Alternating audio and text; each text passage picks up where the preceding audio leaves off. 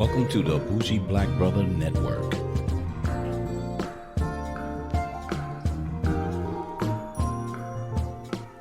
Welcome back to Repo Rethink Politics, where we jump back into the second half on where we were talking about different aspects of impeachment and how people from across the country sees things so differently. You know what? I'm glad you brought that up. As a quick aside, have you heard the argument that impeachment? And I don't want to jump the gun too much, but have you heard the argument that impeachment, for many Trump voters, is less about whether you did something right or wrong, but they would feel embarrassed if someone that they voted for was removed from office. So it's less about the illegal act and more so of the embarrassment, more so saving face and that kind of thing. Wow. Have you heard that that angle? But what does that mean though? Does that make them mad? Like, do they want to vote them back in? In other words, I think the idea was that the Trump voters who could be possibly angered or embarrassed by it, they could vote a certain way because of that. I just thought it was an interesting take. I don't know how true that is, but it seems like a possibility. Like, you did this, because we're voting tribal. Mm-hmm. So hey, you did this to my tribe, so I'm going to vote this way to affect yours or something like that. I don't know, because I'm wondering if they feel embarrassed or, I don't know, they feel wronged that they picked the wrong person or they picked somebody that's impeached. It's almost like they would probably try to counter that by like purposely not picking a Democrat because they created that. Like the Democrats are the ones impeaching, so word. So I'm just going to vote for Trump again or whoever else ends up. Because they shouldn't have done that. And I'm going to teach you a lesson. Yeah. All I'm saying is that can be a factor in the next election. So. And that's what I hate about the process. And that's kind of goes back to your point about when you were talking about white America and how they think. Because if you got, I hate to say white America, but Republicans and how they think are conservative. Well, not all of them. I know, not all of them, but there's a lot of them that think that the Democrats trying to impeach Trump is just them being angry, upset because Trump won and the Hillary lost and they just want Trump out and blah, blah, blah. And then they don't really understand the fact that, no, he's actually been, fucking up. Like he's actually committing crimes and misdemeanors or whatever, So I don't think they understand that part of it. They're not paying attention to the actual issues that we're actually talking about. And I don't think it'll ever happen because so often denial. Like as much as a curse social media has been, the gift is being able to tell you a truth. And so often there's people is like, oh, police officers or this or that, or, blue lives matter. And it's like, nobody's saying they're not. Blue lives matter. Blue lives don't matter. But, when people talk about police brutality or something, it always becomes it's almost like you don't support the troops. Oh, you know what? You're going to, don't call the police then. You know what I'm saying? You're not a patriot. Yeah, you know what I'm saying? It's like, and social media is like someone can post a video of, look what happened to me. I got my ass beat, or here's a video, body cam video, what happened. So it's like when Mike mentioned that earlier, he mentioned a great point of like how people will ask questions and it's like, it's a suspicion because you can't shake it. It's like, it's hard. It's like, what's going on? And then you find out there's a video of something that happens. It's like cops saying N-word or politicians does this. It's like, motherfucker, I knew it. It's like you can't prove it, but you feel it. You know what I'm saying? You knew it. It's just because you live it every day, and you be like, "Oh, told you, there's another one." And it's just like, so all of this feeds into. The voting decision, how much do I pay attention to politics and, just all the, it's real easy to be rah if you're like, it was funny. I had a discussion with friends yesterday about dating and stuff. And I told him like my experiences or whatever. It's like I don't deal with too many psychos, and it's like why? Wow. And it's like, well, I mainly deal with black women. Ain't too Ooh. many women, ain't too many white women swiping on in the South anyway. And I was So you saying Asian women? You saying Hispanic women? Oh my God. no, but what I'm saying is, it's like when you're black. No, but I'm saying when you're black, it's like, look, we don't look. Either you into somebody or you're not. We're dealing with a lot of other shit. You know what I'm saying? I hear you. Is that true? I mean, I'm generalizing. That's a whole nother topic. I know. I get you. I know. I'm generalizing, and I like want to dive into that though. Yeah. But what, Yeah, there's a type, but I'm just saying in terms of like being a psycho. There's one thing to be dumb, another thing to be like psycho type shit. And there's plenty of psychos, and some of those women are black. Mm-hmm. Say again. There's many psychos out there, and some of them are black. Yeah, but And some of them are black women. Yeah, but quantity. It's quantified. So you saying the majority? I don't poll that, so I'm not going to generalize. I mean, let's do this. Let's just say everybody has their crazy. Yep. So maybe it's your personality where you jump the ship before you even see the crazy. Maybe or you avoid the ship. You don't go down that pier. All you're I'm like, saying, oh shit, here comes the crazy, and you drop it. You get out of there. Drop anchor. So that could be a point. All I'm saying is, it's just like, like I'm already dealing with so much. So it's like, look, at the end of the day, I'm not gonna put so much energy into XYZ. You know what I'm saying? I'm not gonna, and that's why you see people go crazy online about, wait a minute, they cast a black person for this role. So if you have the extra energy to fucking complain about casting for a movie, you can do that if you have the energy. If you have the energy to, complain about this or that, it's like, bro, you can do that. So you can, like, people talk shit about, look at black people with this chicken sandwich, but look at other people with movie tickets for Star Wars. You know what I'm saying? It's people. I mean, what I'm saying is like there's an excess of energy to put into certain things. And it always, especially when it comes to hate, is predominantly always on one side versus another side. That's all I'm saying. That's my point. And that's all I'm saying in terms of how I look at social media, I look at voting, I look at these candidates, is because I'm living in this world. So that's what I'm trying to articulate. Hopefully it came out right. When you say it goes on one side, are you saying like racially, or are you just saying racially, politically? I mean, there's always common denominators. It's so like Star Wars, it falls on the other side, but then like chicken sandwich goes on the other. Is that what you're saying? Black side? No, I'm just saying certain issues. No, because there were certain folks like No,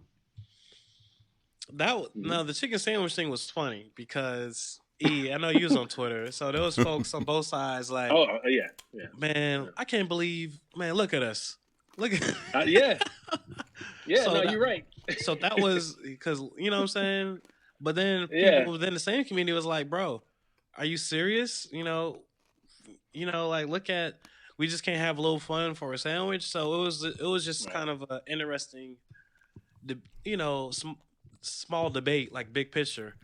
But I'm just more so just talking like, Beyonce versus Taylor Swift.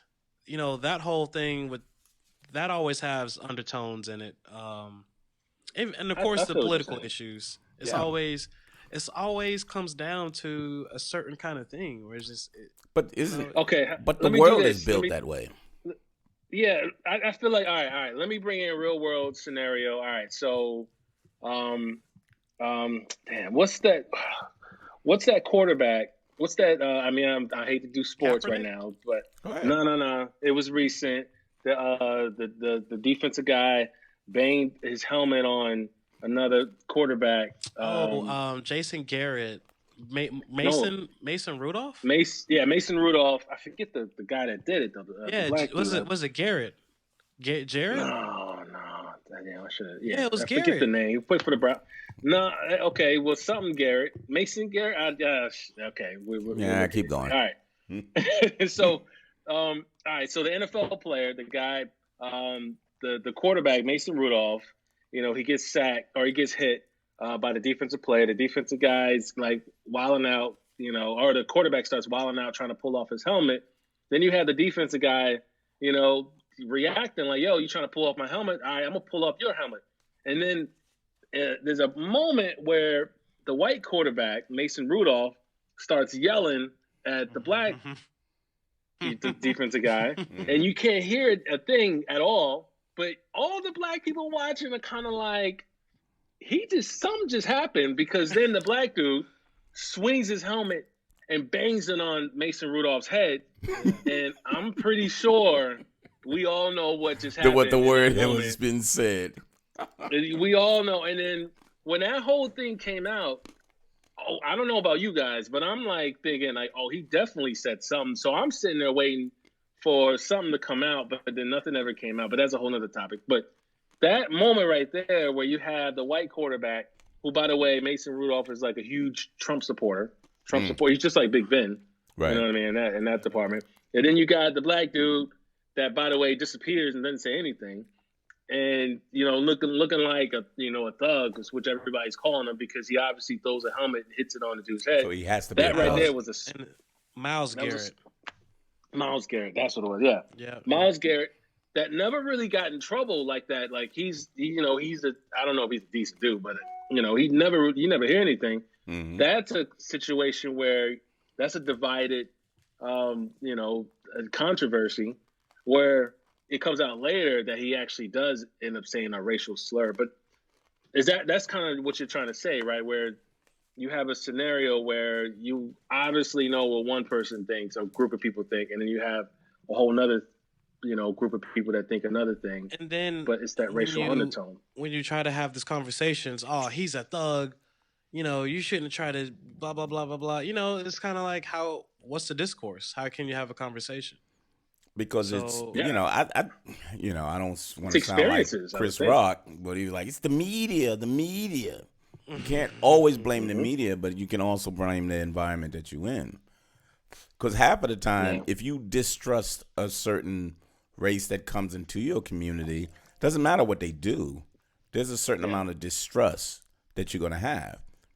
And that's internally too. So you got white folks in their neighborhood to be like, oh, don't bring that trash over here. They're going to leave cars and have their babies out there. Mm-hmm. And we say the same thing, but we call them something else. And that's the difference that, again, you either grow up in that way or the environment teaches you certain things. So it's a combination of the two, and you just never know. But, like Chaz, what you say is it's hard to understand when you go through a certain amount and appreciate things or avoid things, and you see these people allegedly that's smarter than that's not doing that. And it's kind of like, what the hell is wrong with you? And it's just a weird perspective, because if you know what's right, how come everybody chooses not to see what's right? And to me, in the political discourse, that's why I'm most frustrated, because if I go with the law and the data and you saying something totally different, I'm like, we'll never agree. Yeah, and it's just, so to me, the conversation is just kind of twofold, because we're not even, so my little pet peeve is, if we're talking about infrastructure, let's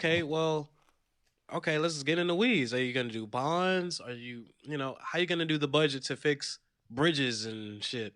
Oh, well, we need to fix the infrastructure. Like, oh, here we go. So on top of that, you do, just the discourse. And it's like, oh my God, look at so-and-so. And it's a video of some kids dancing. And, some other kids of another color doing that dance, nobody cares. But, I literally saw this online this year. Another, a white kid essentially was doing the same dance, and all of a sudden he gets sponsorship.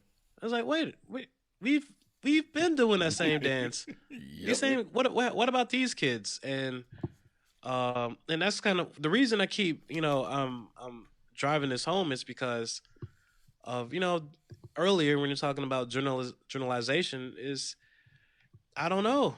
I unfortunately I think it's I don't know if it's a hive mind or this or that, but I think it is easier, unfortunately, to generalize. And to me, the online discourse, unless people, I mean, a lot of people could be trolling, but how many people be trolling on every single subject?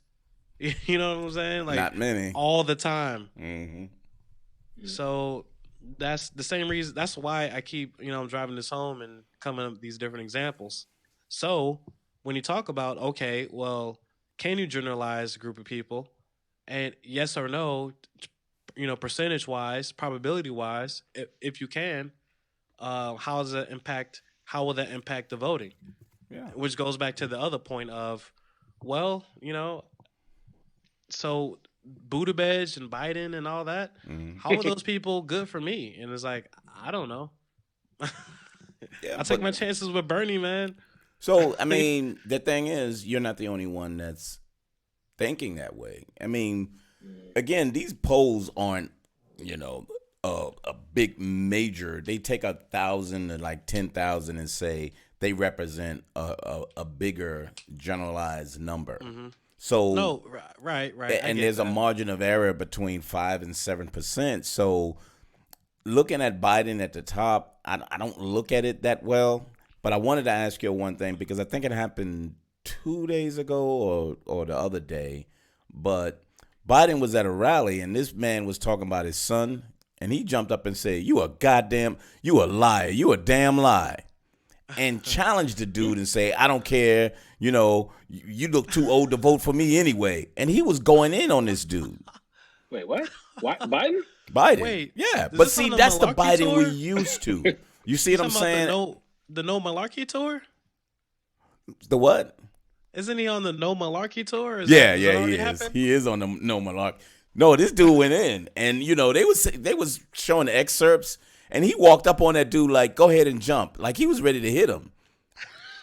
And then he turned around and he walked away. And he said, "You don't know who you talking about," and blah blah. I was like, "Damn, that's the old Biden. That's the Biden I wanted to vote for. Crazy as hell." Bro, I don't know. Let's off when the gays until that shit in the White House. Like, we see how this Trump shit working out. Like, yeah, I know.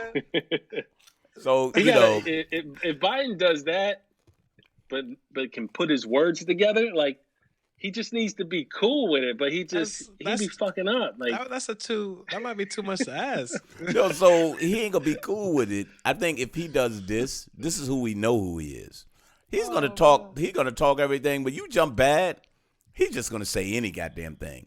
And in a way, that's something that they already familiar with Trump anyway. And the Democrats either gonna say, "Yep, you know what? He can handle Trump," because a cuss word will come out of goddamn what's his name mouth. Yeah, Biden is a mess. Yep, he is. That's why they didn't want him to run. Trump might call him out and be like, "Man, you just some like senile." Like I feel like Trump would just go in on him. But what if Biden said, "What about your fat ass?" People would be like, "I voted for that dude. I voted for him." I don't think he will, though. That's the problem. I don't think he will. I don't think he's confrontational. That's what? You know what I mean? Like so Harris you need to going see at this. him and he won't do nothing. You need to see this when he was at this restaurant and this man came up. That dude, he turned toward him like, "What? You a goddamn liar." And walked toward him like, "Yo," and he started talking to him. That dude was yelling back at him, and then they cut it off. But Mike, I don't know you. So we're gonna go. So I wouldn't vote for him though. We going from one loose lip motherfucker to the next. Like, why can't we just have a regular guy? Like, we ain't going back there, dude. We are not going back there. That's what everybody I'm saying. No, you need a normal. We need to normal this shit out. We're not going there. So, Mike, you can never go back to that. No, Mike. Here's what you're doing. Here's what you're saying. What I'm saying. As a country, we had our midlife crisis. We traded in the minivan. We got a little Corvette. You know what I'm saying? We sold the house. Got a condo in the city. Like, you know what? Maybe we move back into the house. Right now, maybe. But maybe we move back into the house instead of a coupe. Maybe we get the minivan. Maybe we get like why we gotta go? You can't go back to that. No, I don't. I don't want the coupe that sometimes drives straight, sometimes doesn't. It takes a lot of gas. It'll be on Twitter. It takes 2 tweets a day, 2 tweets a gallon. Nah. First of all, you talking about my life, right? So, you got to downsize 2 cars to 1 car. You're like, all right, you got the nice house by the city. You're like, all right, well, you know what? Let's downsize, pay half as much. I get you. Because we spending too much money. You got to save up. The family growing. So you got to be smarter, because you got to think about the future. Investments. And, you just got to, level shit, invest. You know what I mean? All of a sudden, you're looking into stocks. You're trying to get the money right. Because you never know. I mean, I understand what you're saying. That's my life right now, man. And you don't have 2 tweets per gallon. Yeah. Do you? Yeah. I mean, damn. You might be president. I mean, 35 is that the qualification? All right, so I feel like what you're trying to do is you're trying to get. I feel like the next president's going to be a 1-term president. I feel like Trump's going to be. Yeah. I feel like it's going to bring us back to normal. It's going to be what? The rebound Mike, you president. might know. Yeah. Remember when the first Bush, he was a 1-term, right? Yeah. HW. Yeah. Was it who was right before him? Was that Carter? Do I got it right or Reagan? Am I off? Was it Reagan? No, he came right after. Yeah, I think he came right after Reagan. No, Carter, Reagan, HW, Reagan. Clinton. Read my lips. No new taxes. Then he had to raise taxes on that. On all the rich. And then, when Papa Bush got in there, it all came back. Okay. Well, all right. So first of all, Trump is like you've never seen anything like it before. So nope. So I feel like everybody's like, oh, wait a minute. All right, okay, this is serious. So I feel like we're doing a reboot right now. The Republicans don't realize that. I think they're. I swear that's what I think it is, because internationally everybody's like, what the fuck is going on over there? Oh, you know what I'm saying? Did you see what happened when he was at the NATO? Oh my, that was hilarious. That shit was hilarious. I'm so glad that happened. Did you see what happened? That happened. Yeah. Oh, when they were talking shit behind his back, and they was fucking laughing up a storm and shit, and it was like the major nations. It was like France, was Canada, Boris. Yeah, Boris Johnson was there. He the last one to be talking shit. I know, with his bad hair having ass. He's like, bro, you are Trump. What are you talking about? They eat British nobody version. said that. Like, yo, you should know what he's talking about. Like, this is a sham. I put on a show. This is not show. real. This is little Cockney sounding ass. It's a character. It's a character. Obviously. So and he was so insulted he left early. I mean, how immature is this dude, man? Yeah. This is the president. I mean, they was talking major shit. They were, man, and they was really laughing. That wasn't that. The motherfucker was bending over, dog. They was like, yeah, like one of them had a drink in his hand. Yeah, I know. Like that was a good ass time. Real, like talking shit when somebody not there. You know what I'm saying? Like, bro, did you see that motherfucker? Like, yeah. And then said, yo, his people, they just head just went. He said, yeah, they people, they mouth just dropped to the ground, and they was like, people, you funny as fuck. Oh, you funny as fuck. Yeah, fucking killing like, it, dog. Yeah. Could you imagine like there was like a Latino person there, like really like, bro, guess what happened? I already know what you're talking about, bro. Go ahead, say it. Go ahead and say it. Like, you put the mirror up and it just kind of like I mean, that reflects how the world feels. So it's but he saw it this time, because the problem was they was telling him. And he was like, no, they're not. No, they're not. Now you got a film that says, I will show you this all the time. Mm-hmm. So Biden made that commercial. Yeah, he made a commercial out of it. Perfect commercial, too. Yeah. Just like the last time when he said, I'm the best president in history, and the whole UN just laughs at him. Start laughing. Yeah. I didn't expect that. I'll take it, though. what I liked about that the most though was Emmanuel Macron and them. He had that moment before with Trump, and he was like, "Yeah, I didn't tell him this, but I may put some tariffs on the wine." And then Trump was like, "Hey, I'm gonna give the French president some ISIS fighters," and Macron said something, Mm-hmm. and he was like, "He said you got room for that? We got plenty of them." Yeah, and then Trump was like, he is a good politician because that's the best non-answer we've ever heard." And Macron was like, like you could tell. So it was like, so to see that energy later of him talking shit, I was like, bruh, I can't expect him not to be talking shit. Like, you know what I'm saying? Like, you just like to have that press conference. Like, you just create like NATO's supposed to be our friends. You just created enemies. Yeah, all you want to do is just go there and say what you're gonna go against. And I'm like, damn, dude. Yeah. So they had a party just like, yo, I'm glad that motherfucker left. Right? Yeah. So, yeah, like he's the most enemy motherfucker. Like, yo, he's a bully. Like I think he gets along more with like the dictators, like the narcissists, the ones that actually like anti-America, if you think about it. But then again, it makes me wonder, maybe that's what people really think about us, you know? No. You know, like they think America kind of is that. We did a lot of things, even with Bush, dude. Remember when we went to that fake ass Iraq? There's a lot of countries that was like, "I'm with you." So, and then Obama came and was like, "Damn, America got cool." And then this motherfucker come back and that's what pisses me off so much, man. Because like Obama like he smoothed everything out. He put it, he was like, "Oh shit!" Like I can wear my flag on me. Like it's like the complete opposite now. And now when I drive, I see flags around. Now I'm just like, man, it might as well be that's them idiots, flag. right? It's just totally different now. Like, I saw America. It's like, hell yeah, that's what I'm talking about. Yeah, that's what we moving towards. So you think progression was really there? Nope. Nope.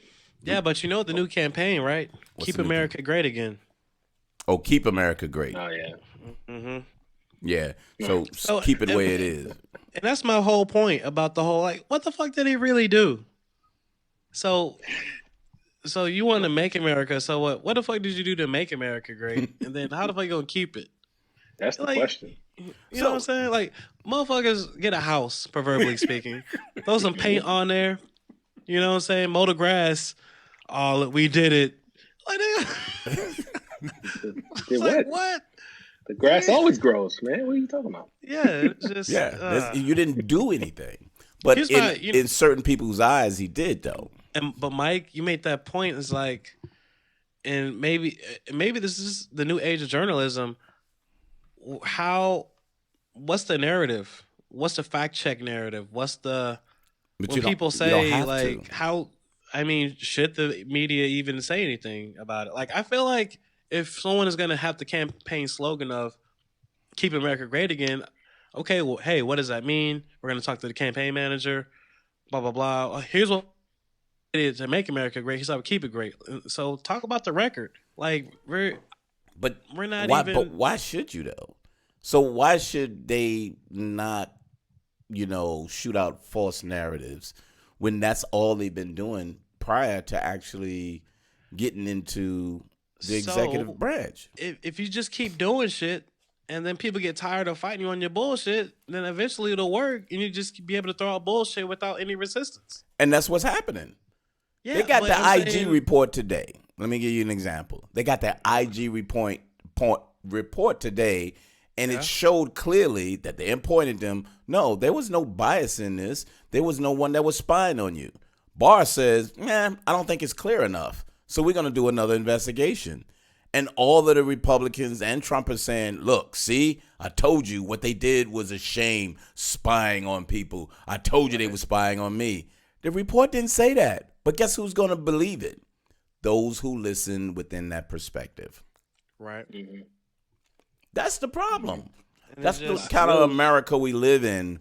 We just got to, again, when we saying we got to vote, the problem is our vote really being counted now? because he's allowing Russia to come over here. Come on, bro. This shit is killing me. Yeah. It's just, like for us in Georgia, I mean, man, it's you know what I'm saying? And I have to really think about it sometimes. Do I just stay home?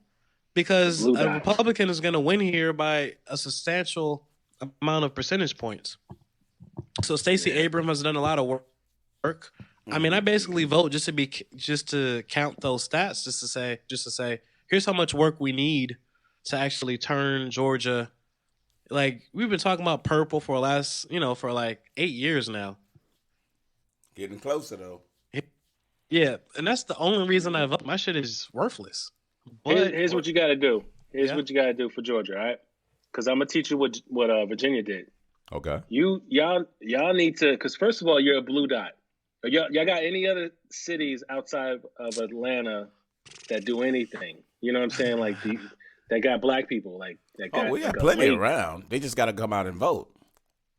Well, I mean. So what Virginia has, so they got Hampton, and Hampton grew like crazy. Hampton, Newport News, Virginia Beach. They just grew like crazy. And then black people start flocking because, I mean, you got the water, you got, they don't even have any kind of sports teams. They just, or any kind of like anything. It's just, they got the water, they got the beaches, and colleges. They just kind of grew.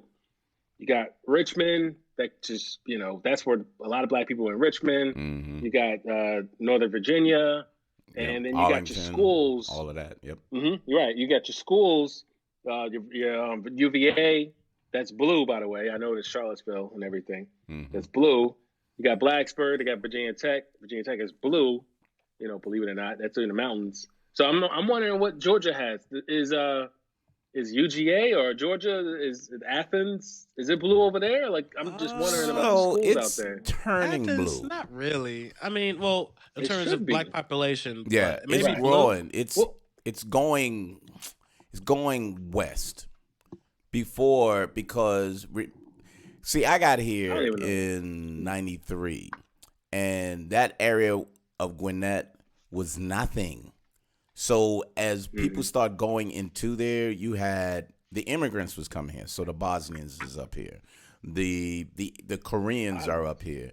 The Indians are up here. So as it start getting cluttered within those cities like Norcross and Duluth and all of them, they start going either west because they don't go too far east. And so it's eating into where the colleges is. So now you see Hispanics when University of Georgia. You see a couple of Indian kids wearing University of Georgia because they're moving closer and closer to Athens. And when you cheer something, when you're not really going to the Falcons or whatever, you cheer the local football team, which all the businesses supported because that's that community outside of Athens. Okay. I feel like Virginia has like the blueprint to turn these red states into blue. You know what I mean? And I agree. I mean, because I'm actually noticing it in North Carolina actually, because I've only noticed it the past couple of weeks now, and it's kind of confirmed everything I thought. Charlotte is growing so big so quickly that even the counties and the cities they're not even prepared for it. No. And Charlotte is blue as fuck. Like, it's to the point that all the outer counties are just going to be blue in the year now, if not in the next 2020. Yep. It's just, there's a lot of me's out there that are coming from the north and just coming down and just taking over. But it's because they don't want to come to Atlanta because Atlanta is so saturated. The next best. That's true. Yeah, the next best is really Charlotte because Charlotte's going to turn into something like us because you got the outer perimeter there too, don't you? Yeah, what do you mean? Because we're right next to South Carolina too. We're like 20, but there's a circular highway. I think it's 26, either that cuts through or circles back around, and that's how 81, right? Yeah, I think it's 81. It's a couple of roads that's up there, but they circle the Charlotte area, so you can almost go around just like Atlanta. So Atlanta was the central, and then all the suburban areas started getting minorities and all of that, and then the white people came out of that. But what they found out was that some of those towns already had minorities in it. So they went toward a certain section. So when you're looking at the demographics of Georgia, we're more concerned with the South Georgia and the Northern Georgia. Because the Central Georgia, like the Macons, even the Macons and all that portion is pretty much predominantly with a lot of blacks and everything up in there. So it's an interesting dynamic. I know, Chaz, you said we've been talking purple for years, but it's not just us anymore. Now it's Hispanics and a lot of these immigrants that's coming in. So it's changing that dynamic. We're going to see what happened in 2020. But all right. So mark my words. But they just going to Atlanta, though. That's what I'm saying. They're just like, give me another, is there a Raleigh over there? You know what I'm saying? Is there? No, I mean, there's just another kind of. Yeah, there's a Macon, there's a Savannah. There's Savannah. Savannah, I would think is it. But in terms of what you're looking for, I don't not see big it like that. Yeah, but you need the Amazons, man. Y'all need to be like petitioning to get the Googles out there. We got Google, but it's we got offices. I see what you're saying. We don't have like that home run hitter type situation. That's outside of the surrounding Atlanta area. Yeah, that's the difference. Everything is like building up closer to Atlanta, though. It's not like that's what I'm saying. We're not spread out like we should, because if we strategically, for example, if Savannah was built up and start building businesses in America, you'll get another collective of minorities in that. If there was another city that built up like that and have either a major factory or whatever, military base, it will build up. We don't have a lot of that in Georgia. We have like a college down here or Air Force Base here or something over here, but nothing that's building up like the surrounding Atlanta area. But this is the good thing. This is the one good thing, though. The way Atlanta and the surrounding area is hooked up, we are in almost every county that is kind of broken up in the voting belt. So when you try to push them out and say, well, their vote don't work over here, the surrounding area touches so many different voting blocks in that way that you're still getting the electoral votes that you need. And that's what makes it more and more interesting if those people start going on the outside and start actually voting. So it's an interesting dynamic, but I'm not that confident, but I'm a little confident in Jazz. I mean, we'll see. It's just once you talk about something for so long, it's just like, all right, you just give up on it. Yep. Yeah. I'm just talking like an outsider. That's all. I just feel like y'all are just Atlanta and then everything else. It's just like, damn, what else is out there? So it's a little bigger.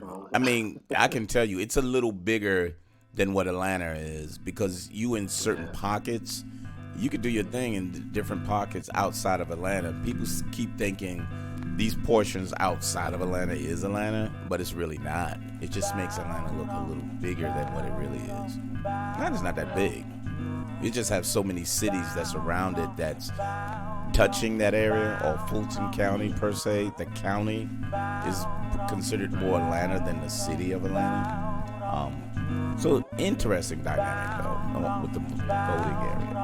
But anywho, tune in next time when we really get into the impeachment portion. But we'll see you next time on Repo Rethink Politics. See ya.